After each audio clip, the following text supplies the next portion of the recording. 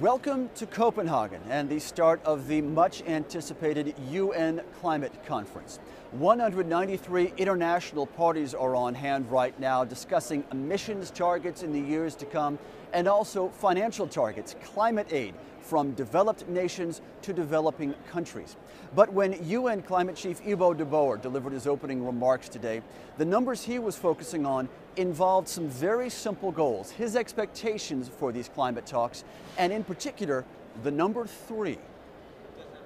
To my mind, the ideal Christmas cake that needs to come out of Copenhagen has 3 layers. The bottom layer consists of an agreement on prompt implementation of action on mitigation, adaptation, finance, technology, RED, and capacity building. The second layer consists of ambition emission reduction commitments and actions. It also includes commitments to start-up finance in the order of $10 billion per year, as well as long-term finance. And the third layer, or the icing on the cake, consists of a shared vision on long-term cooperative action on climate change and a long-term goal. Monday morning brought the start of the very first plenary session of these climate talks, a welcoming ceremony with representatives from the UN and from Denmark, welcoming the world to Copenhagen. Among the speakers, a very familiar face, Dr. Rajendra Pachauri, who is chair of the IPCC. And he was very clear about defending the science behind climate change and the findings in 2007 in that groundbreaking IPCC report.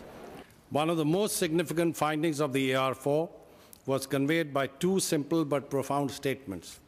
I quote, "Warming of the climate system is unequivocal, as is now evident from observations of increases in global average air and ocean temperatures, widespread melting of snow and ice, and rising global sea level." And the other quotation, which I now mention, "Most of the observed increase in temperatures since the mid-20th century is very likely due to the observed increase in anthropogenic GHG concentrations." End of quote. International interest in these climate talks has been remarkable so far. Organizers of the climate conference have been overwhelmed by the number of requests they've received for credentials to attend these talks in Copenhagen. Clean Sky's Margaret Ryan has a closer look. Well, Tyler, how big are the expectations for some significant climate deal here in Copenhagen? They're 34,000 people big. That's how many people from around the world are trying to get into the Bella Center here where the conference is being held.